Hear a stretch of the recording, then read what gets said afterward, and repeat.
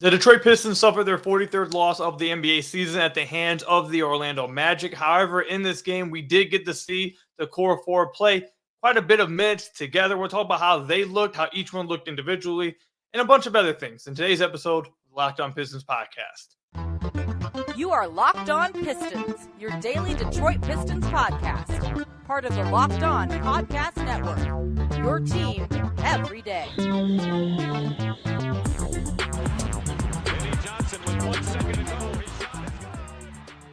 What's the deal? Welcome back to another episode of the Locked On Pistons podcast. Per usual, I'm your host, Kuka Hill. You can find me over on Twitter at Kuka Hill. I want to thank you guys for making Locked On Pistons your first listen of every single day.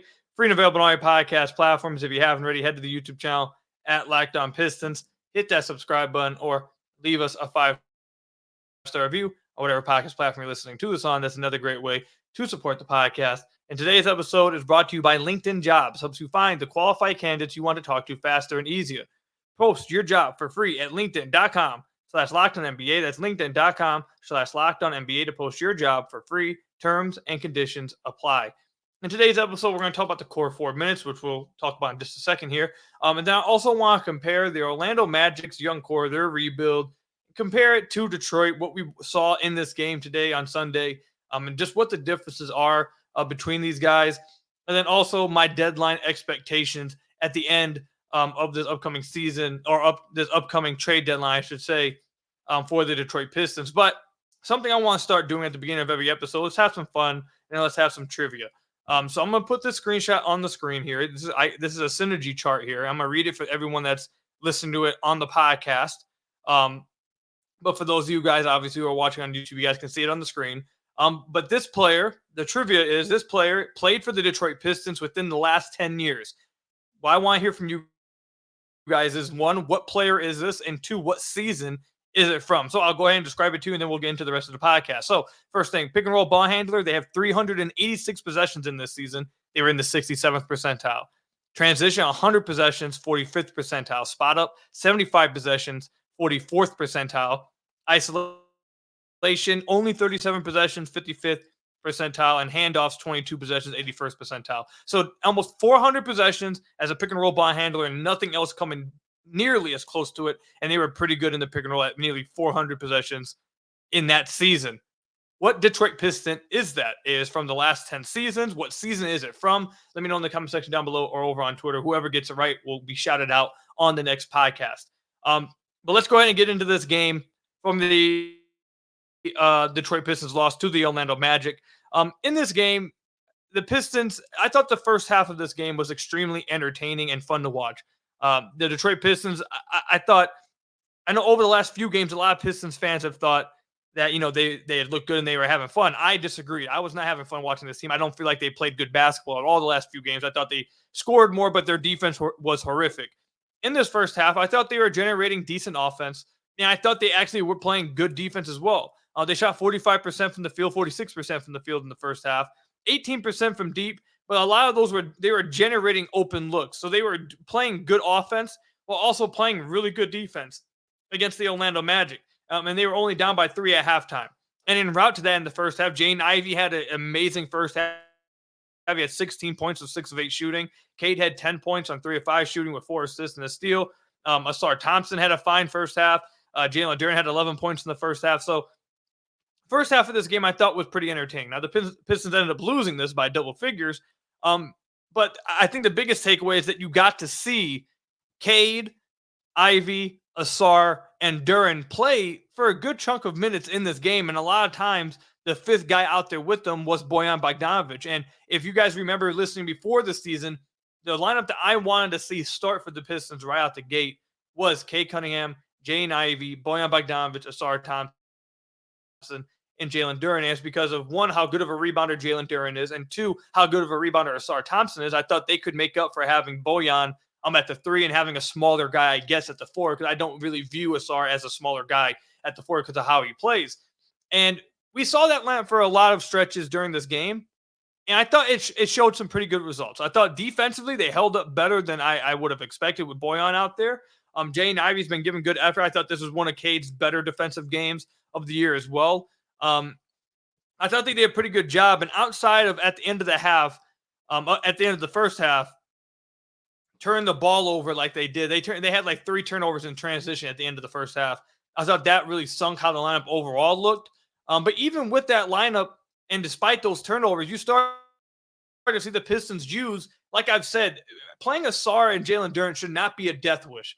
Having those 2 guys on the floor should not just be an automatic L to whatever offense you run out there. There is plenty of ways to make it work. And one of the ways that you saw the Pistons utilizing it was getting Ausar in screen action while Jalen Duren's on the block or cutting down from the short corner. And you saw that, I believe, on like 3 back-to-back plays, and 2 of them ended up in Ausar Thompson dunks, and one of them ended up in a Jalen Duren lob dunk. And a few other possessions where they tried to use Ausar Thompson as a screener ended up with open kick-out threes. And guys just weren't hitting threes today. Bojan Bogdanovic, I believe, was 1 of 7 from deep. Kevin Knox was 0 of 2. Alec Burks was 1 of 3. Monte Morris was 0 of 2. Danilo Gallinari this game was 0 of 4. So guys just weren't hitting shots. But I thought the Pistons were showing the potential of those 4 offensively and generating open looks. You know how one of the things I always say on the podcast is I value process more than the results. So if you go through bad process and you get results, it's not going to mean as much to me because I don't think it's sustainable then. If you're chucking up half-court shots but you're making them, I'm not expecting you to continue to do that. That's just bad process. You got lucky, basically. When you have good process, more often than not, you're going to get good results out of it. And that's how you generate good habits and all that kind of stuff. In this game, I thought you saw the Pistons generating good offense. I thought guys were just missing shots, but you will live with that. Other games when guys are just hitting tough shots and Burks is going fire from deep and just hitting crazy shots and Bojan's hitting crazy shots, that's not sustainable offense. That's not a good process. That's just relying on a guy going crazy. In this first half, I thought, and usually, I'd say most of the time with those 4 on the floor, they were generating open looks. They were generating good shots. They were creating good offense. Whether guys hit the shots or not, doesn't matter. I thought those 4 looked good on the floor together offensively, and defensively, I think they looked better than even I thought they would defensively. And a lot of that I thought had to do, again, with Jaden Ivey's effort defensively. Cade had one of his better defensive games of the year. But really, Ausar Thompson, who had 17 points, 7 rebounds, 3 blocks, a steal, assist, 7 of 10 shooting.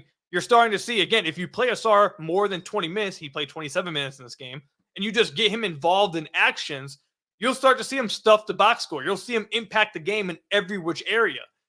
So you started to see that in this game. I thought Jaden Ivey played spectacular, especially in the first half, cooled off a little bit in the second half.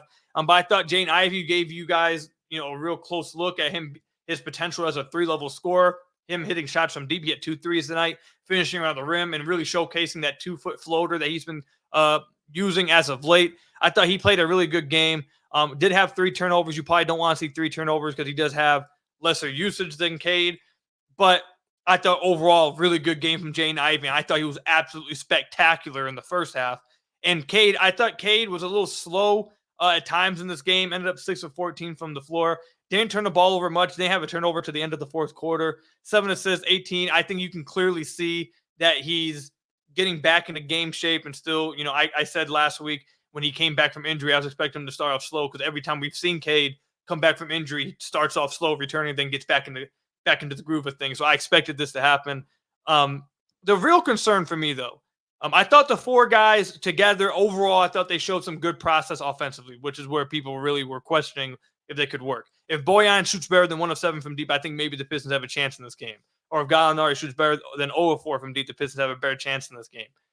The biggest concern for me, and I'm eventually going to get a guest on the podcast to talk to me about this. I want to talk with somebody that has watched a young big man be bad defensively, that became good, and I want to find out, are these things that Duren is doing concerning, or are they just things young big men do? And, it's going to happen. It is what it is. Because Duren has been pretty bad defensively this year. Outside those first 3 games, he has been pretty bad. And in this game against the Orlando Magic, he was really bad defensively. And some of his mistakes are just really to me, watching it, it looks troublesome. But again, I know that he's extremely young. And before the year, I said that, young big men are usually not good defensively. You're not expecting them to be good defensively. But he's not, I wouldn't say he's taking a step defensively either. So I don't know what to look at. Is it just young big man stuff, or is the stuff he's showing us on film more than just young big man stuff? Maybe this is pretty concerning. There's a few plays where he just didn't even try to guard Franz Wagner, just gave him open threes. They put him in pick and roll a lot in the fourth quarter and just went right at him, and he wasn't taking away the lob or the drive. This is stuff that he's been struggling with throughout the year. He has glimpses where he just dominates defensively sometimes. He'll have like a stretch, like a few minute stretch where he just does some great stuff defensively. Again, the first 3 games of the year, he was fantastic defensively. But more often than not, he's really struggling defensively. So that's what I would really like to find out. How much of this do people believe is just young big man stuff? And how much of this is actually concerning? This is something they need to address and should be concerned about stuff. So I don't know what stuff goes in which bucket. You want me to be honest? I'm not going to come on here and lie to you. I just know that it's not good defense, and I want to figure out how much of it is just he'll learn as he gets older, and some of it is, that's pretty concerning. So that's my biggest concern that I saw from the core 4 playing their minutes tonight. But overall, I thought they looked good. I thought Ivy looked really good. I thought Cade looked good for most of the night. I thought Ausar looked fantastic tonight. And I think if they can continue to get minutes with Bojan and another guy that can shoot, whether it's Bojan or someone else maybe they trade for, whatever, I think they can build that chemistry, and that should be the main focus of this team for the rest of the year. Getting those core 4 guys minutes and seeing how they play together and utilize them the right way. I thought tonight was a good step in that direction, despite the fact that they lost this game by double figures at the end of the night. I thought it gave you some promise and things to be hopeful for. So let me know what you guys think about that. Comment section down below or over on Twitter. Did you guys like what you saw from the core 4? When we come back, I'm going to compare Orlando versus Detroit. Watching this game, just some things that stood out when you look at the Detroit Pistons rebuild and then you look at the Orlando Magic's rebuild. 2 teams that you expected to be like going against each other for years to come. That kind of started rebuilding around the exact same time, except Orlando's way ahead and Detroit's way behind. What's happened? What's the difference? I want to talk about that when we come back.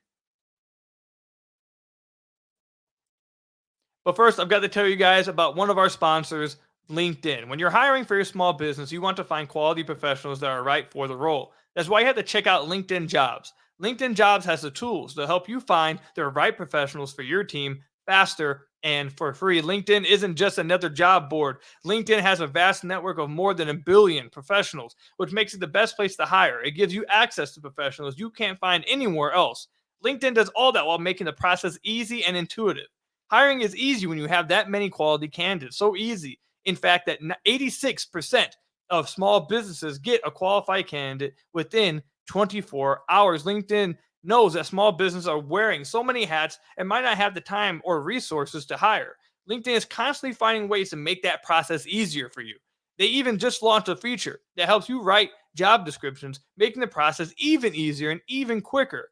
2.5 million small businesses use LinkedIn for hiring. They don't regret it. You won't either. Again, it makes everything about finding the perfect candidates at the start of the new year. You want to have your business be as best as possible. You want to try to get your business on the right track, and the best way to do that is to get the right people in to work with your business, and LinkedIn is the best for that. So post your job for free at linkedin.com/LockedOnNBA. That's linkedin.com/LockedOnNBA to post your job for free. Terms and conditions apply. Again, with linkedin.com/LockedOnNBA. And then I got to tell you guys about another one of our sponsors, BetterHelp. This episode is sponsored by BetterHelp. Give online therapy a try. BetterHelp.com/LockedOnNBA and get on your way to being your best self. Sometimes we all need the opportunity to get something off of our chest, whether it's big or small. Certain things can really start to get to you, and it's important that you let that out instead of letting it stay inside and build up and up, especially to someone who's unbiased on your life. So today I want to say how I really feel about something. You might even be thinking about the same thing this week. Therapy can be different for everyone. Most of us have bigger problems than our favorite sports team, and it's important to get things off your chest every once in a while. And whether you're just trying to get better at one of your strengths or maybe trying to strengthen one of your weaknesses, therapy is there for everyone, and no one should be ashamed of doing so. Therapy, again, is there for everyone. If you want to try, give it a shot. Go ahead with BetterHelp. If you're thinking of starting therapy, BetterHelp is the best way to go about it, again, because not only is it entirely online, designed to be flexible and suited to your schedule, you can also swap therapists at the snap of fingers just like that. If you get a therapist you're not vibing with, you want to switch, you can do it just like that, all entirely online. Again, it's designed to be flexible and suited to your schedule. So visit BetterHelp.com/LockedOnNBA today to get 10% off your first month. That's BetterHelp, HELP.com So that's Locked On NBA to get 10% off your first month with BetterHelp. So I want to thank you guys again for making Locked On Pistons your first listen of every single day. We're free and available on all your podcast platforms. If you haven't already, head to the YouTube channel at Locked On Pistons, hit that subscribe button, or leave us a 5-star review. And whatever podcast platform you're listening to us on, that's another great way to support the podcast. So the Orlando Magic and the Detroit Pistons, I would say, started their rebuild right around the exact same time. You can maybe argue that maybe the Orlando Magic got a year ahead, maybe the Pistons got a year ahead. But I'd say they started relatively within a year of each other. They were right around the same time, and a lot of people thought that the Pistons and the Magic would be like two teams rising up at the same time, to go against each other around the same time. And that has not been the case thus far. The Orlando Magic are 6th in the Eastern Conference, avoiding the play-in at 27 and 23. And the Detroit Pistons, as we all know, are the worst team in the entire NBA and are currently fighting the 1973 Philadelphia 76ers as the worst team in the NBA with the worst record of all time. We'll see if that actually ends up happening. I know the Pistons gotten 3 wins over the last 12 games, I believe. If they continue to go at that pace, they'll avoid that historical record, but it's still on the board. Either way, you see the big difference between the two. Orlando Magic are going to be in the playoffs. The Pistons are going to be battling for that number 1 draft pick again in the lottery. So what happened? What's the big difference between the Orlando Magic and the Detroit Pistons? Well, I think number one, by far, I think the biggest difference between these teams is one team very clearly has an identity and what they're trying to build around, and another team does not. The other team, one team knows what they want to be, and they build towards that. Another team is just throwing stuff at the wall and seeing whatever sticks. And the stuff they're throwing at, they're not even throwing it at like a sticky wall. They're throwing it at a wall that's just slippery, so nothing ever sticks anyways. Like, that's the difference here. What I mean by that is this. If you watch this game against the Orlando Magic today, there was a stretch in the fourth quarter. At the end of the fourth quarter. Now, the Pistons were close in this game. The Pistons had every chance to win this game. Every chance. Every chance to win this game. But there was a stretch at the around 7-minute mark. It was a 5-point game. The Pistons were down by 5. The Orlando Magic sub in Paolo Banchero. In the lineup that they're playing out there with, they're playing Paolo Banchero. They're playing Franz Wagner. They're playing Jonathan Isaac. They're playing Jalen Suggs. And they're playing, did I say Wendell Carter Jr.? I meant to say Wendell Carter Jr. So they had Wendell Carter Jr., Paolo, Franz, Suggs, and Jonathan Isaac. That was the 5 that they're playing out there against the Detroit Pistons. How many points do you guys think the Pistons scored after that? How many points do you guys think they scored? At the 7-minute mark, the Pistons had 90 points. After that, the Pistons scored 9 points. The Pistons could not score at all against that team because that team has built themselves on defense, and they buy in to being a defensive team, and they've made moves to be a defensive team. The Orlando Magic are the 5th in the entire NBA in defensive rating at 111.4. They have lineups that can absolutely suffocate you on the defensive end of the floor. What are you supposed to do? Seriously. And if Suggs isn't on the floor, it was Gary Harris. Like, what are you supposed to do against a team that goes out there and puts out on the floor Wendell Carter Jr., Jonathan Isaac, Paolo Banchero, and Franz Wagner all at once? Like, all of those guys are 6'8", 6'9", and above. Jonathan Isaac is one of the best defenders in the entire NBA. He doesn't play enough minutes because of injury concerns, but his minutes are starting to go up. He played the entire fourth quarter. He was a +9. He had 2 points. He is one of the best defenders in the entire NBA. Wendell Carter Jr., another really good defender. Franz, a fine defender. Paolo, a fine defender. You want to know what's the same between all of them? They're all big, they're all long, and they're all strong. There's no attacking their mismatches. There's no attacking someone on the floor. Oh, that guy's a weak link. There is no weak link. And they are, again, their size makes it incredibly difficult to attack them on offense because if they just all put their hands out like this, all put their hands out and arms out to the side, they cover the entire floor. Passing lanes are so small. I believe they almost towards the top of the league in steals. Like, they generate steals. They make every shot tough on you. You can't drive to the rim against them. You got two really good rim protectors in WCJ and Jonathan Isaac. They decided that defense was going to be what they built their team on, and then they went out and acquired players that actually built that identity, that actually reinforced the identity, and now they're a good team, and they're one of the best defensive teams in the NBA. On the other hand, what did the Detroit Pistons do? Well, in the offseason, you heard them talk about they want to be a good defensive team. Oh, and they want to acquire spacing. We want to get better spacing on the floor. Oh, and we want to be a better defensive team. That's what Detroit's all about. That's what all the good teams in Detroit have always been about. Who did they add in the offseason? Joe Harris, Monte Morris, nothing else. So they didn't acquire spacing. Joe Harris doesn't play. Monte Morris has been out the whole year, and he hasn't been very good since coming back for the last 2 games. And then what did they do defensively? Ausar? That's it. Ausar Thompson's the only guy they acquired. And Ausar Thompson has been playing around like 20 minutes a game since like game 13. So they don't have an identity they're trying to build on either end of the floor. They didn't acquire pieces to try to build an identity on either side of that floor. This team doesn't, the Pistons do not have an identity. They don't know what they want to be good at. They don't know what they want to hang their hats on. Right now, they just have a bunch of random talent on the floor and say, here you go do something. That's what it is. And that's the big difference between the Orlando Magic and the Detroit Pistons. Yeah, you can look at other players and say, yeah, well, they got Franz. He's a really good player. They got Paolo. He's a really good player. Like, obviously, they have good players. They have good talent. But and obviously, they got lucky, okay? A lot of it has to do with luck. They ended up getting the 3rd pick or 2nd pick in the draft, 1st pick in the draft. Whereas compared to the Detroit Pistons, filled the 5 multiple times, okay? Yeah, some of that has to come down to luck. But the Orlando Magic knew that they wanted to build their team around big wings. Paolo and Franz are their best players, both of them 6'8", 6'9", above. Wendell Carter Jr., good defender at the center position. Jonathan Isaac, another good defender. Gary Harris, a vet coming off the bench. Guess what he is? A good defender.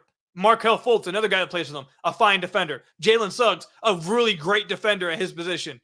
Another guy that they drafted, Anthony Black. Guess what he's good at? Defense. Like, they have bought into being a great defensive basketball team. And they went out there and they've attacked that. The Detroit Pistons have not. They haven't chosen they want to be a good defense. They haven't chosen if they want to be a good offense. They don't know if they want to be a fast team. They don't know if they want to slow the team down. They don't know if they want to be a physical defensive team. They don't know anything. They don't have an identity at all. They just go out there and play basketball. And that right there is why the Orlando Magic are so far ahead. They had a plan, and they went at that plan immediately. The Pistons, we keep getting told have a plan, but we haven't seen any resemblance of a plan in 4 years. That right there is the exact reason why the Orlando Magic are going to be in the playoffs this year and why the Detroit Pistons are going to be at the top of the lottery again for the 4th straight year. That's why. That's why. And I feel bad for Pistons fans because they have talent on the team. They just haven't. It is what it is. That right there is the biggest difference for me. What do you guys think about that? Orlando, Detroit, what's the biggest difference in how they've gotten to where they are? Let me know in the comment section down below or over on Twitter at Kuka Hill. When we come back, trade deadline just a week away, under a week away. What are my expectations for the deadline as of right now? We'll talk about that when we come back. But first, I've got to tell you guys about one of our sponsors, FanDuel. Happy Super Bowl to all who celebrate. I don't know if I'm going to be celebrating, man. The Lions getting knocked out and the 2 teams in the Super Bowl, I'm just not too big of fans of. But everyone who is going to celebrate, from FanDuel, America's #1 sportsbook. If you're like me, Super Bowl Sunday has always been about scoring the best seat on the couch, grabbing your favorite football snacks, placing some super and winnable bets, and FanDuel is the best place to do this at. FanDuel has so many ways for you to end the season with a W, or 2, or 3. Not only can you bet on who will win Super Bowl 58, but FanDuel also has bets for which players will score a touchdown, how many points will be scored, and so much more. A few years ago, when betting became legal in Michigan, I didn't know where to go, but I tried out FanDuel, and I have not turned back since. Extremely fun. So many things to do. And again, like I've said many times, is extremely self-explanatory. New customers join today, and you'll get $200 in bonus bets if your first bet of $5 or more wins. Again, that's $200 in bonus bets if your first bet of $5 or more wins. Just visit FanDuel.com/lockedon to sign up today. Again, that's FanDuel.com/lockedon today to sign up and get that $200 in bonus bets if your first bet of $5 or more wins. Make every moment more with FanDuel, the official sportsbook partner of the NFL. So I want to thank you guys again for making Locked On Pistons your first listen of every single day. We're free and available on all your podcast platforms. If you haven't already, head to the YouTube channel at Locked On Pistons. Hit that subscribe button or leave us a 5-star review or whatever podcast platform you're listening to this on. That's another great way to support the podcast. Just another thing I wanted to reinforce about this, that last topic we just had. At the beginning of the year, the Detroit Pistons seemed like they wanted to go defense. And after 11 games, 12 games, switched. Went full on offense. They haven't turned back since. So even mid-season, they're juggling identities. Mid-season, they're juggling what they want to be, what they want to do. It's rough. That kind of thing leads to what we've seen, which is one of the worst seasons in NBA history, along with not making moves to go down either route of an identity. It's rough, man. It's rough. But anyways, the NBA trade deadline is in just a few days. What is my expectations of the deadline? Well, if you happen to be living under a rock and you haven't heard, Zach LaVine has undergone season-ending surgery on his foot. So I think that absolutely takes him out of the race, or it takes the Pistons out of the Zach LaVine race, even though it wasn't really a race. No one else was interested but the Pistons. But I don't think the Pistons are going to be interested in him anymore. I've seen a few people say, well, the Pistons could be interested in him still. Just trade the expirings for him. Maybe they give him for even cheaper. Maybe the Bulls will chat something to get off his contract. The Pistons is going to next year waiting for him to be there. I mean, maybe. I really don't see that happening. I get why people would say that, but I don't think that's in the cards here. I think they're out of the Zach LaVine race. I don't think they have interest in that anymore, but who knows? Maybe they do. Outside of that, I've told you guys this now a few times, and I'm going to continue to feel this way. I think that the Detroit Pistons, as of right now, they are not going to do anything at this deadline. I think deadline's going to come and go, and I think they're going to have done nothing outside the Mike Muscala and Danilo Gallinari deal. I think that's the only deal they're going to do during the season. And then I think, if I had to make a prediction, I'm not joking when I say this, I think what's likely to happen is the Detroit Pistons will not make any moves. And then after the trade deadline, you'll get a press conference or a statement from one of Tom Gores or Troy Weaver after there, whether it's right after or not. I think somewhere between after the trade deadline and the end of the NBA regular season, I think somewhere in that time you will get a statement from Tom Gores or Troy Weaver that says something along the lines of, Troy has a plan for this offseason, and we have a ton of cap space, we have a ton of flexibility, and we have a plan for this offseason. You guys, everyone just needs to be patient and allow Troy to make this team better. End quote. That's going to be along the lines of the quote you're going to get. I feel like a lot of Pistons fans, I've just realized this, a lot of Pistons fans seem to think that the trade deadline will come and go, the Detroit Pistons will not make any moves, and then because they made no moves at the deadline, Tom Gores will fire Troy Weaver at the end of the year. And that's why a lot of Pistons fans don't want any moves made, because they think, one, they don't trust Troy Weaver to make any moves, and two, they think that will be like basically signing his own papers, and a new guy will be in the offseason and try to reconstruct this team. I don't think that's going to happen at all. I don't think that's the case. I think Tom Gores is sold on what Weaver is wanting to do. And if they don't make any moves at the deadline, I think that all but confirms that Troy Weaver has sold Tom Gores on a plan for this offseason to be patient and allow him to cook this offseason, and that's what's going to happen. I don't think anyone's going to lose their jobs this year. I think the Pistons could lose every game from here on out, and everyone would still have their jobs. I don't think Troy's going anywhere. I don't think Monty's going anywhere. I don't think Arn's going anywhere. Arn Tellem. I don't think anyone is going anywhere no matter what. I think they're going to be right here. So I don't think they're going to do anything at the deadline, because I think they have completely convinced themselves that despite what the product on the floor is, despite what fans want, Troy has a plan for this offseason, or he might have a plan. Whether he actually does or not, who knows? But I think that's what he's trying to sell. And I think that's what they believe, that they have a plan for the offseason to save this whole thing. And, and that's what they're going to go for. They're going to tell fans to be patient. They have flexibility. Look at the cap space, yada, yada, yada. And everyone's just going to have to be patient to the offseason. That's what I fully expect to happen. I'm not going to be shocked at all when it does happen. But I do think a lot of Pistons fans, based on what I've seen and read in the comments or read on Twitter and in the community, I think fans are going to be surprised by that. And that's what my expectations are. So do I think that's the right move? No. I've said for a while they need to make moves at this deadline. And if they weren't going to make moves, then they need to make moves within the organization. I've said this over and over and over again. I don't think this is a hot take at all. With all the stuff going on around the organization, and then also with how bad the losing is this year, historically bad, in the fourth year of a rebuild, it honestly just stuns me that no one has lost their job. That's like those two recipes. It's just shocking to me that no one is on the hot seat and no one's gone. And it also shocks the hell out of me that this team can be this bad and they're attached to this many players on the team. I'm not even talking about the core four. I'm talking about the likes of Bojan Bogdanovic. I'm talking about the likes of Alec Burks. I'm talking about the likes of DeMonte Morris. Like the fact that these guys, they have such high value on them where they need like 200 first-round picks to move off of them on a team that's this bad. It's just, I don't agree with anything this team is doing right now. Whether it pays off or not, I guess we'll see. It's been 4 years and it hasn't, so history tells us it's not going to.